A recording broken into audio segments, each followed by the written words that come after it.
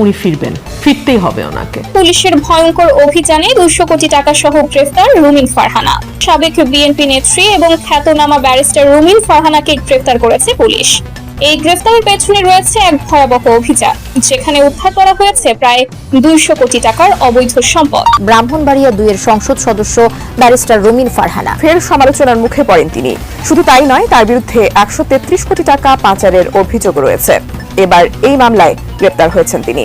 এত ভয় কেন সরকারে? যদি আওয়ামী লীগ কোথাও নাই থাকে, উনি ফিরবেন, ফিরতেই হবে ওনাকে। এবং উনি যদি ফিরে আসে, সবচেয়ে বেকায়দায় পড়বে সরকার, না পারবে ফাঁসি দিতে। এবার সরাসরি আওয়ামী লীগের পক্ষে কথা বলে হাসিনাকে দেশে ফিরিয়ে আনার ঘোষণা দেওয়ায় এবার কিন্তু একেবারে হাতে নাতে কিন্তু গ্রেপ্তার হয়েছে ব্যারিস্টার রুমিন ফারহানা। এদের দাবরানির উপরে রাখবেন, এটা সোজা থাকবে। আওয়ামী লীগের পক্ষে যে বয়ান উৎপাদন করবে, যেই হোক, তারই জয় বাংলা করে না দিলে এটা সোজা হবে না। বাকশালী পিটালে বরকত আছে, একেবারে সোজা হয়ে যাবে। ইন্ডিয়াও সোজা হবে, বাকশালীরাও সোজা হবে। ব্যারিস্টার রুমিন ফারহানা একটি আতঙ্কের নাম, একটি আইনের নাম, একটি ব্যক্তির নাম, যিনি বর্তমানে রানিং একজন এমপি, তাও বিএনপির মনোনয়ন পাওয়া একজন ব্যক্তিকে হারিয়ে তিনি এমপি হয়েছেন। জনগণের কতটুকু ভালোবাসা ও সৎ সাহস থাকলে এরকমটা হতে পারে, সেটি ব্যারিস্টার রুমিন ফারহানাকে না দেখলে বোঝা যাবে না। কিন্তু সেই ব্যারিস্টার রুমিন ফারহানা যখন সরকারের বিরুদ্ধে কিংবা সাবেক প্রধানমন্ত্রী শেখ হাসিনাকে দেশে ফিরিয়ে আনার বা দেশে ফেরার ব্যাপারে যে কথা বলেছেন, অমনি তাকে গ্রেপ্তার করার জন্য সর্বোচ্চ চেষ্টা চলছে এবং ইতিমধ্যে যতটুকু খবর পাওয়া গিয়েছে যে তাকে গ্রেপ্তার করা হয়েছে। সত্যমিথ্যা যাচাই করবে আজকের এই ভিডিওতে, তাই ধৈর্য সহকারে সম্পূর্ণ ভিডিওটি দেখতে হবে। এরকম নিত্য নতুন ভিডিও পেতে অবশ্যই চ্যানেলটিকে সাবস্ক্রাইব করে পাশে রাখা বেল বাটনটি অন করে দিবেন, তাহলে প্রত্যেক মুহূর্তের আপডেট 200 কোটি টাকা সহ গ্রেফতার রুমিন ফারহানা। সাবেক বিএনপি নেত্রী এবং খ্যাতনামা ব্যারিস্টার রুমিন ফারহানাকে গ্রেফতার করেছে পুলিশ। এই গ্রেফতারের পেছনে রয়েছে এক ভয়াবহ অভিযান, যেখানে উদ্ধার করা হয়েছে প্রায় 200 কোটি টাকার অবৈধ সম্পদ। ব্রাহ্মণবাড়িয়া জেলার সরাইল উপজেলার একটি বিলাসবহুল বাড়িতে অভিযান চালায় র্যাব ও পুলিশের যৌথ টিম। অভিযানের নেতৃত্বে ছিলেন র্যাব 14 এর অধিনায়ক। সূত্র জানিয়েছে, ব্যারিস্টার রুমিন ফারহানা নিজ বাসভবনে অবস্থান করছিলেন যখন দরজা ভেঙে ঢোকে আইন শৃঙ্খলা বাহিনী। প্রথমে তিনি প্রতিরোধের চেষ্টা করেন, কিন্তু অভিযোগকারীদের সাক্ষ্য ও ভিডিও প্রমাণের মুখে শেষ পর্যন্ত হাতকড়া করতে বাধ্য হন। অভিযানে উদ্ধার হয়েছে নগদ 85 কোটি টাকা, বিভিন্ন ব্যাংকের চেক, সোনার বার, বিদেশি মুদ্রা এবং ডকুমেন্ট, যা মোট মূল্য 200 কোটি টাকারও বেশি বলে প্রাথমিক অনুমান। এছাড়া পাওয়া গেছে বিদেশি পাসপোর্টের কপি, যা ইঙ্গিত করে যে তিনি দেশ ছাড়ার পরিকল্পনা করছিলেন। রুমিন ফারহানা একসময় বিএনপির প্রভাবশালী নেত্রী ছিলেন। তিনি দল থেকে বহিষ্কৃত হওয়ার পর স্বতন্ত্র প্রার্থী হয়ে নির্বাচনে দাঁড়ান। তার সমর্থকরা দাবি করছেন এটা রাজনৈতিক প্রতিহিংসা, কিন্তু প্রশাসন বলছে প্রমাণ অকাট্য।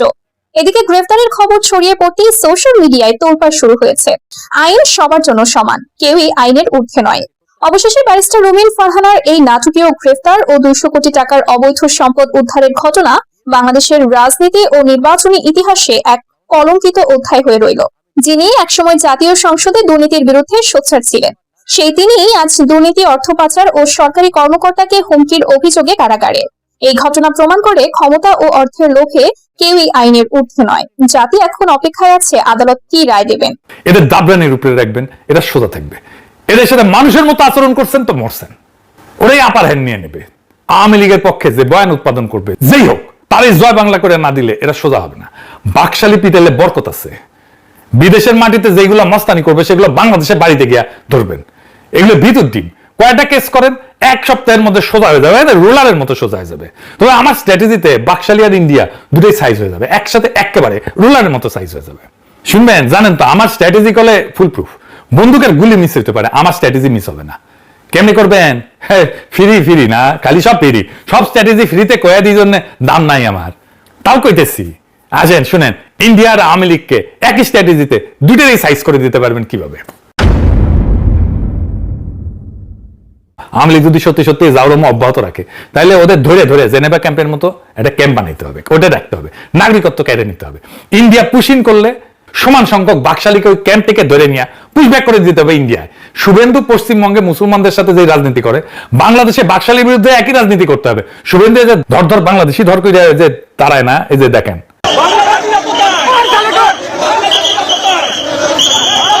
দেখেছেন এইরকম করে পাড়ায় পাড়ায় অভিযান চালায় বাকশালী ধর করতে হবে, ধৈর্য ওই ক্যাম্পে নিয়ে এসে রাখতে হবে।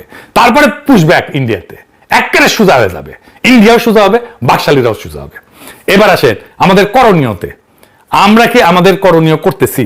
ইন্ডিয়া যাই করতে দিচ্ছে সংবাদ সম্মেলন হাসিনাকে, এটা তোকে মারাত্মক অপরাধ করছে, আন্তর্জাতিক অপরাধ করছে। মার্কোস এই যে ফিলিপাইন থেকে যে আমেরিকায় হাওয়ায় গেছিল পলায়ে, মার্কোসকে কি আমেরিকা সংবাদ সম্মেলন করতে দিচ্ছে ফিলিপাইন নিয়া?